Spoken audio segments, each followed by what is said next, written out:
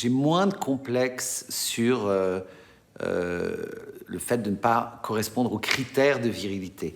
Je sais que j'ai la mienne. Ça, c'est grâce à ma femme, en l'occurrence.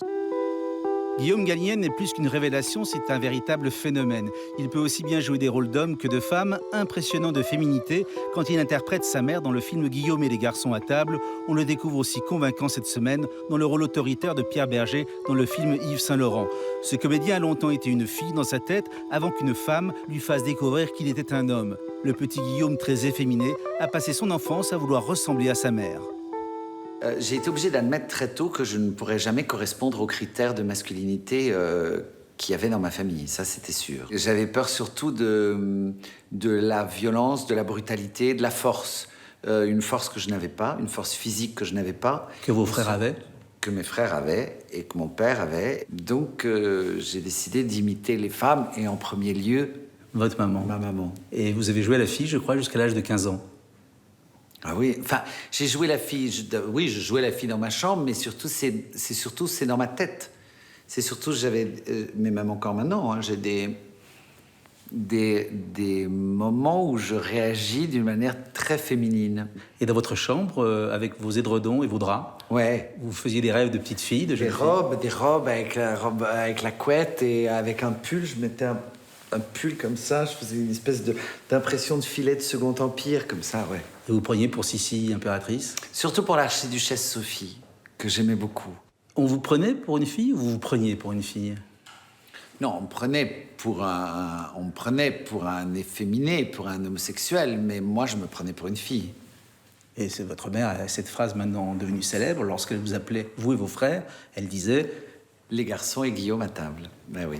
Et quand on n'arrive pas à s'identifier au genre masculin, aux garçons, et qu'on a un zizi entre les jambes, comment on le vit dans sa tête d'enfant ? À la cour de récréation, vous deviez en prendre plein la figure. L'homophobie, je l'ai subie à partir de 10 ans, ouais. C'est-à-dire ? C'était mon nom. On m'appelait comme ça, on m'appelait pédale, je me retournais, je savais que c'était de moi dont il s'agissait. Oui, quoi. Vous riez, mais ça devait être terrible. Mais...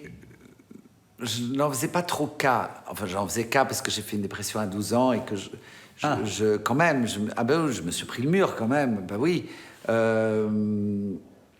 Mais... Parce que vous racontez ça toujours comme une histoire drôle, vous en avez fait une comédie, on se dit bien que le petit gamin a dû en prendre plein la figure. Ah oui, je m'en suis pris plein la gueule. J'imagine qu'il y a eu des années de divan pour régler tout ça. Ah oui, j'ai eu des années de divan, oui. Ah oui, oui. Et, mais ça m'a sauvé la vie, hein. Ça m'a sauvé la vie. Sinon, là, je serais pas vivant aujourd'hui, ça c'est sûr. Et votre mère dans tout ça, est-ce qu'elle ne rêvait pas d'avoir une fille ?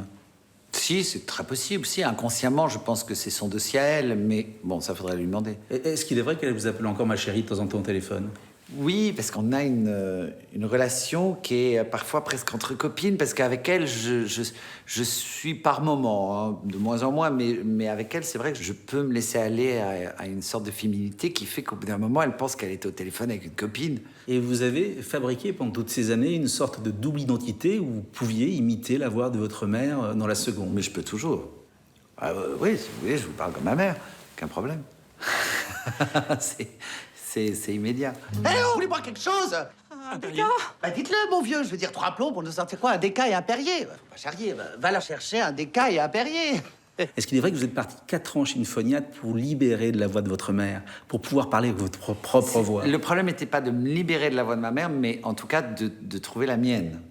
Je crois que vous avez beaucoup pleuré pour retrouver votre voix. Oui. C'était la sœur de Michel Fugain, je crois, qui... Ouais, c'est Claude Fugain, oui. Une femme extraordinaire. Qui me faisait faire des exercices pour trouver mon médium, qui est en l'occurrence une tessiture de baryton. Et donc oui, non, comme ça. Et quand j'arrivais à ma tessiture, elle me disait « Comment va votre mère ?» Je disais « Très bien. » Mais est-ce que vous avez appris aussi les codes de virilité? Est-ce que vous avez appris à marcher comme les garçons?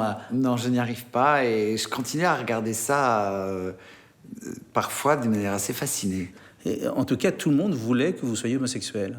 Et un jour, vous tombez amoureux d'une femme. Là, c'est le film, mais dans la vraie histoire, moi, j'ai toujours aimé les deux. Mais j'étais tombé amoureux quand même d'autres femmes avant. Et de garçons aussi? Et d'autres hommes, oui. Mais j'aurais pu faire la bonne rencontre avec un homme. Il se trouve que ça s'est fait avec une femme.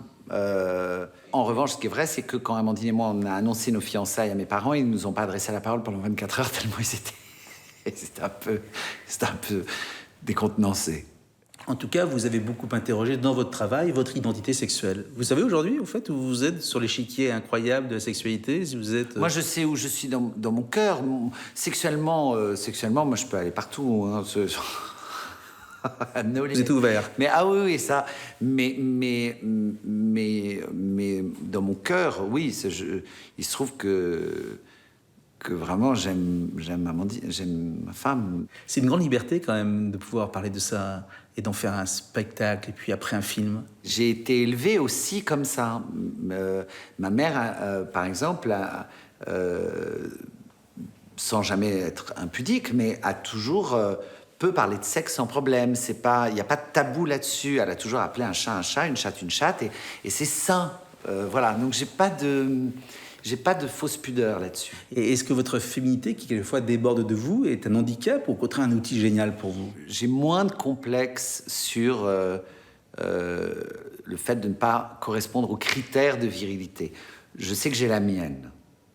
Donc ça, c'est grâce à ma femme, en l'occurrence. En tout cas, d'avoir exploré votre féminité et votre virilité fait que vous êtes un comédien qui pouvait jouer aussi bien le grave que le léger, les hommes que les femmes.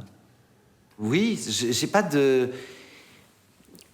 pas tellement de frontières là-dessus. Et vous avez encore des pulsions à avoir envie de prendre l'édredon et le drap et de mettre la traîne de Sissi?